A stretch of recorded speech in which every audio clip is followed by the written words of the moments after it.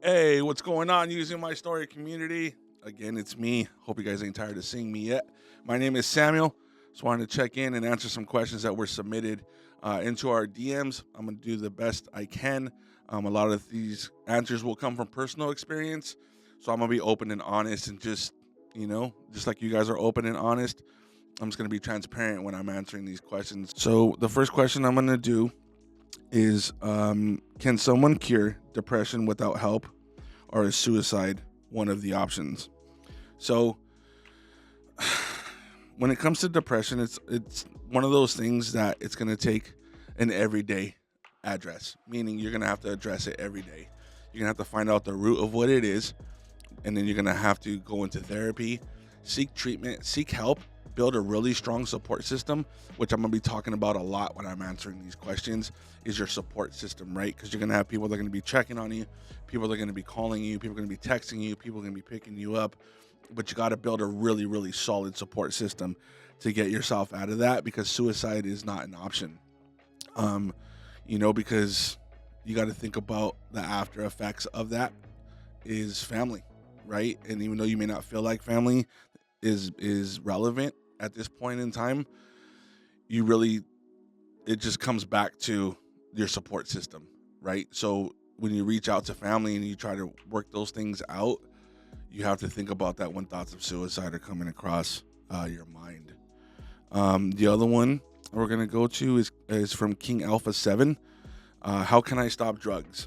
Well, if quitting was easy and if sobriety was easy, there wouldn't be a need for using my story. There wouldn't be a need for a community or a platform to address these things.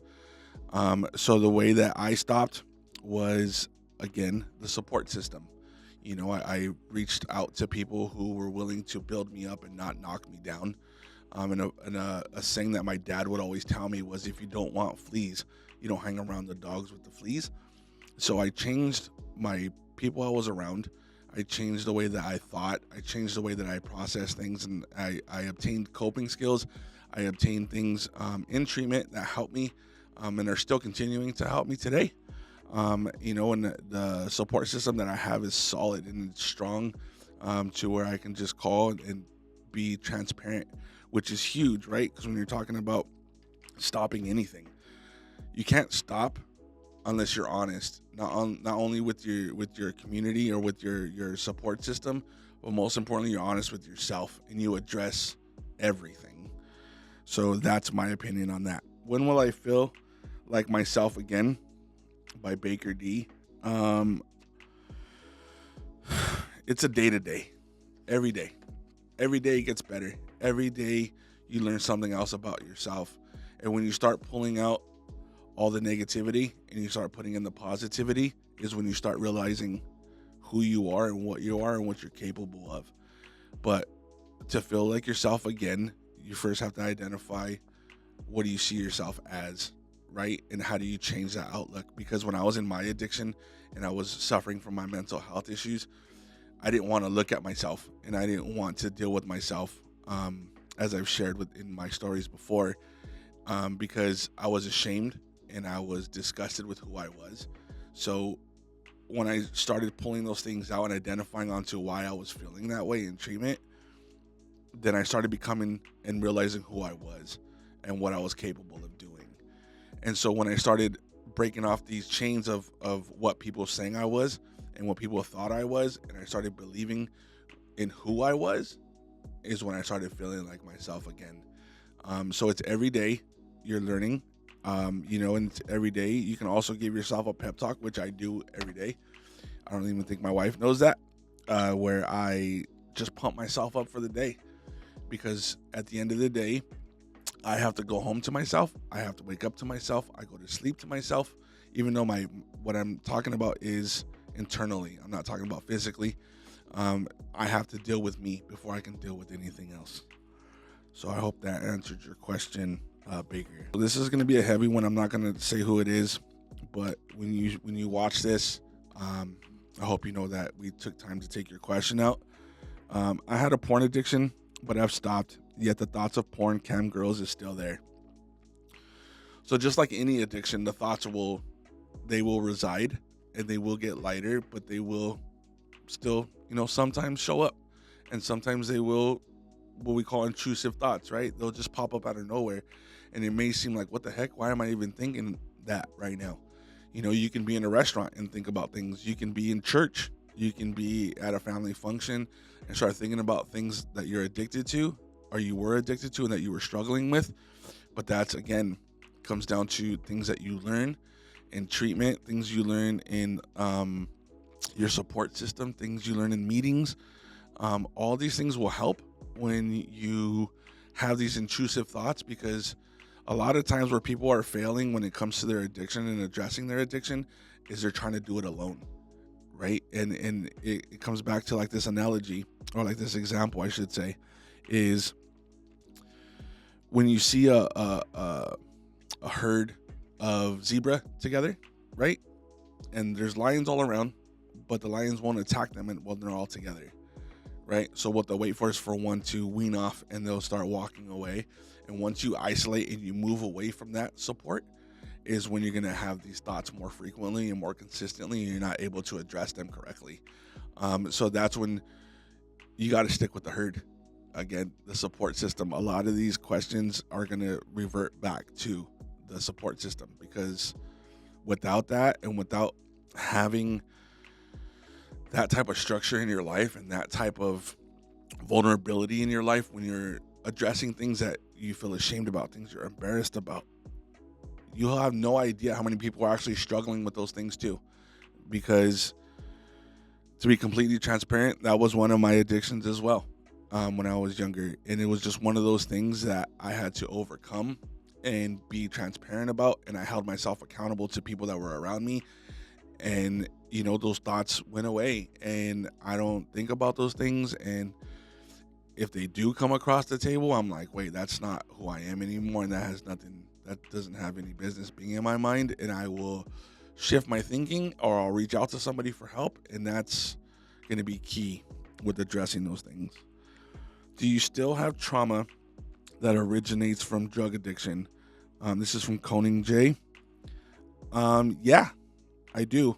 I'm 17 years sober, but I'm still dealing with the after effects. And it's not so much that it's traumatic to deal with it. It's like if you drop a stone in the water and you have the ripple effect.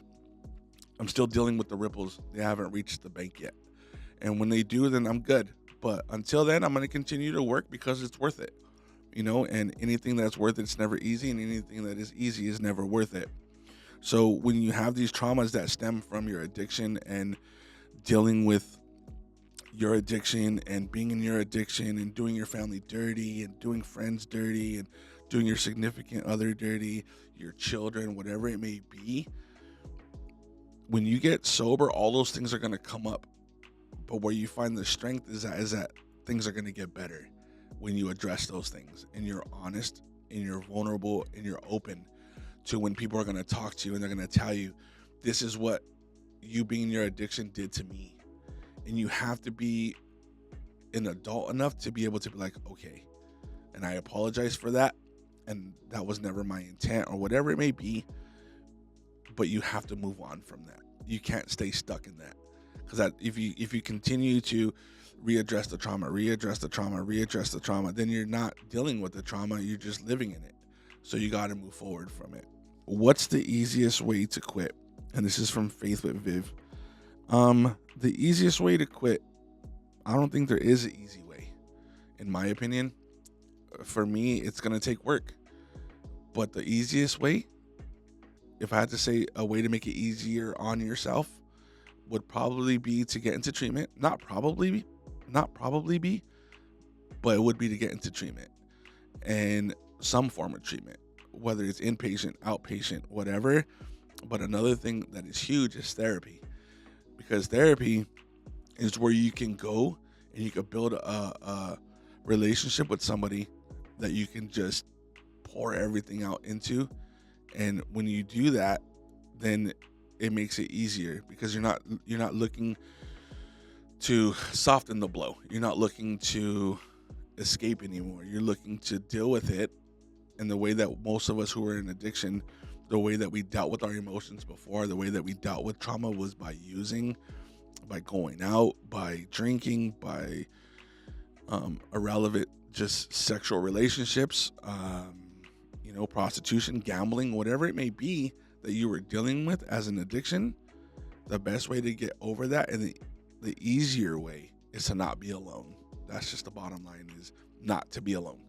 Because when you're alone, you're susceptible and you have nobody to reach out to, and you have no lifeline, you have no contact.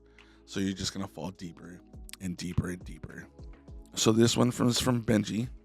Benji asks, what's my story? Like, meaning me. He says, what's your story? So my story is, I am coming up on 18 years since I've used meth. In August 6th, 2006 was the last time that I used meth. And it's been a ride. I'm going to say, because again, it comes to the way that you say things, is I was a convict. I was a gang member. I was a terror to my family. I wasn't a good son. I wasn't a good father. I wasn't a good husband. I was just in my addiction, just wreaking havoc everywhere. But when I decided that, when I was given the ultimatum to get sober, I got sober and I didn't look back. I continued to fight through the struggles. I've dealt with a lot of things in between and in the middle of these 17 years.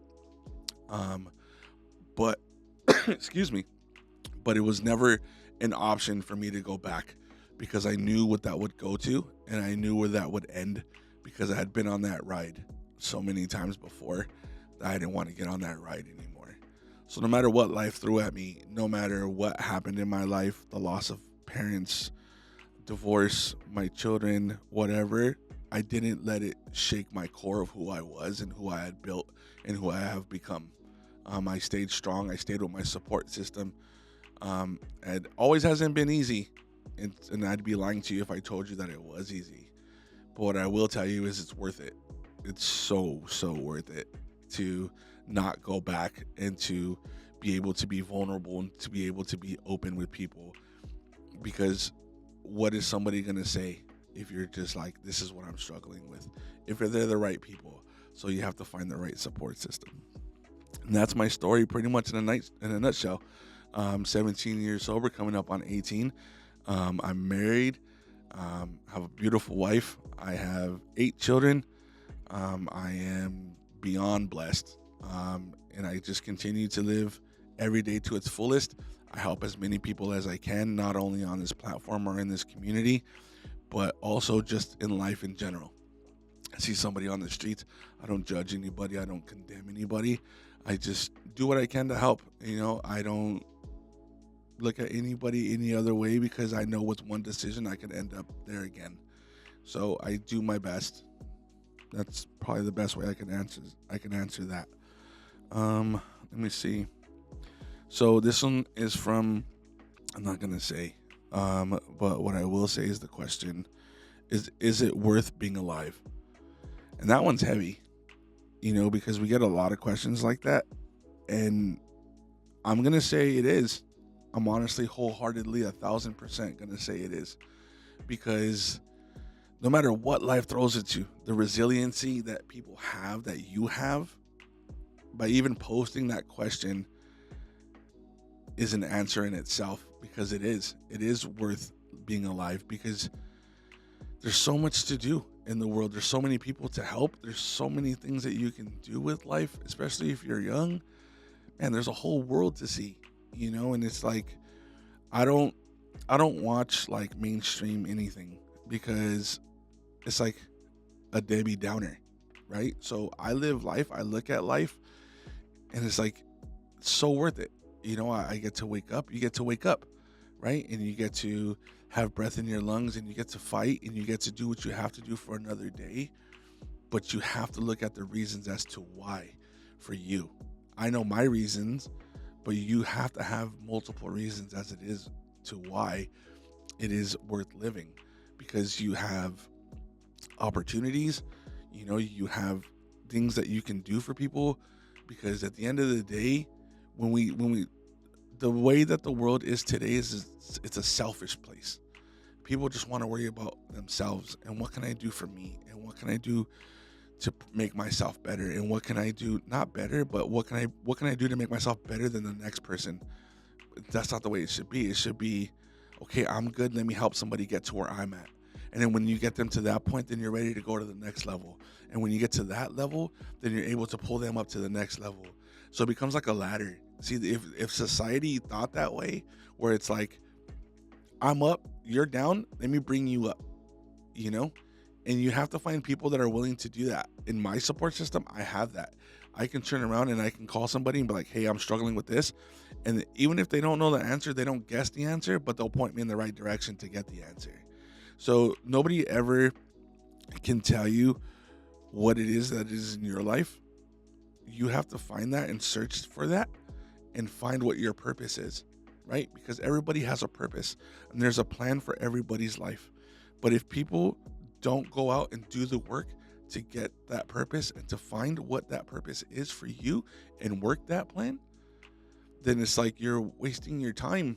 And don't waste no more time, because everybody's meant for success. I mean, if you look at the biggest people that are successful in the world, they started in the garage, or they started like in this small, minute place that was just like, bro, you're never going to make it. And if you watch Bill Gates or all these people and you hear their success stories, people didn't believe in them and people doubted them and people spoke negativity into them, but they didn't believe it. They kept working. So it's like you have to keep working to obtain what you want out of life, because life is so worth it. There's so much to do here, man. Like, you know, so many people, for me, there's so many people to help. That's why for the team, for us, our heart is for the people. We just want to help people. And this isn't for everybody, you know, and it's like for the people who are the rare breed that can go and put people before themselves and pour into people, it's something special, which is why we appreciate every single one of you that submit these questions and then you guys join in these podcasts and you guys watch our videos. We're humbled. You know, we stay humble because at the end of the day, with one wrong decision, we can make a life-changing decision. One small, minute decision can change everything, you know? So you guys coming in here and asking these questions and being open and being honest, and most of all, being vulnerable in these situations, man, I can't say enough about it, because when we read these things, we hear you, we feel your pain, and we're empathetic, and some of us are sympathetic, but we know what it is to be in the trench, and we know what it is to be ran through the mud, and we know what it is to be sitting on a curb and not have anything but a grocery bag full of clothes. We've been there. We've done that. We've lived that life, and we've changed because we gave ourselves a chance and we reached out for help, and we got plugged in with people who were good for us, and we got plugged in with people who pour positivity into us and people who motivate us, who say this isn't it. So I'm going to tell you right now, this isn't it. This is not it for you. You're not done. There's so much more for you to do. There's somebody out there who needs to meet you. There's somebody out there who needs to hear your story. You're going to encourage somebody, even though it may not seem like it now. I can guarantee you that there is somebody out there who needs to hear your story, because they haven't made the decisions that you've made, and you can save that person. But the only way to do that is to work on yourself, to build yourself up so you're able to do that, because you can't stay down. So get up, dust yourself off, look forward, keep your eyes focused, and do what you got to do. Find a support system. Reach out to us. We're here. We want to help. Let's go into our DMs, click on our links, scan the QR code, make the first step, not only for yourself, but for those around you, to continue to make yourself better. So that's all I'm going to do for today with these questions, but keep them coming in. We'll do more next time. But again, don't forget that we're going to have our video tomorrow at 6:30. So once again, this is Samuel for Using My Story, and we'll see you guys next time, okay?